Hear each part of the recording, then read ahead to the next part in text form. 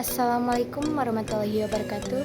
Perkenalkan, nama saya Desi Rosida, NIM 2019143488, kelas 3M Kaprodi PGSD, dosen pengampu Asti Petul Mortini, Master Pendidikan. Baik, di sini saya akan menjelaskan tentang perkembangan psikoseksual dan perkembangan intelektual.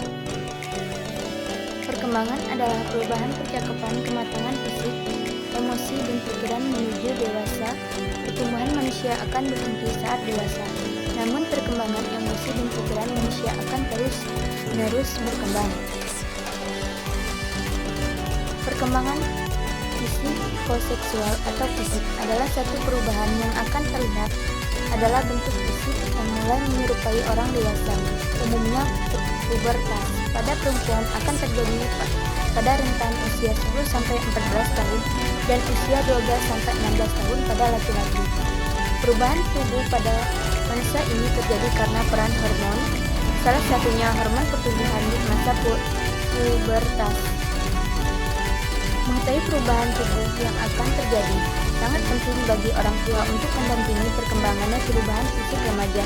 Dengan begitu, ibu dan ayah bisa memberikan pengertian yang baik sehingga anak bisa mengerti dengan baik apa yang tengah terjadi pada tubuhnya. Berikut perkembangan dan perubahan fisik remaja yang perlu kita ketahui.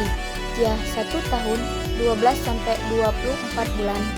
Pada usia ini, si kecil yang berusia 1 tahun mengalami perkembangan fisik yang signifikan. Biasanya ditandai dengan kemampuan merangkak hingga berlari dalam waktu sekitar 20 bulan.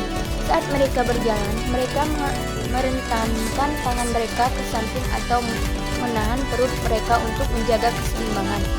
Pada masa ini, masa cenderung tidak stabil saat berjalan, maka wajar bila sering jatuh. Mereka menggunakan kemampuan bergerak ini untuk mendorong dan menarik mainan, menari dan memanjat. Perubahan fisik pada perempuan. Remaja perempuan akan mengalami berbagai macam perubahan pada tubuh, mulai dari payudara yang tumbuh, bulu halus pada ketiak dan area kemaluan, hingga menstruasi.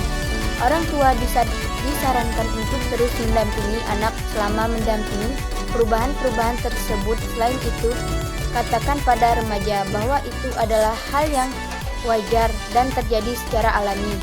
Saat memasuki masa pubertas, payudara remaja perempuan akan mulai tumbuh. Pertumbuhan payudara dari area puting penting untuk orang tua mengetahui tahapan perkembangan payudara yang normal. Selain itu, ajak remaja untuk rutin melakukan pemeriksaan payudara sendiri. Perubahan fisik pada laki-laki. Remaja laki-laki yang memasuki pubertas juga akan mengalami perubahan fisik. Hal ini membuat anak mengalami perubahan ukuran testikel dan jenis yang membesar. Perbedaan dengan perempuan tidak ada patokan. Pada usia berapa perubahan ukuran dan bentuk fisik anak laki-laki akan terjadi. Bertambahnya ukuran MRP bisa terjadi sejak usia 9 tahun atau lebih dewasa. Meski sebagian remaja berusia 15 tahun yang masih belum mengalaminya, dan hal itu normal. Remaja laki-laki juga mengalami pertumbuhan bulu halus pada area ketiak kemaluan.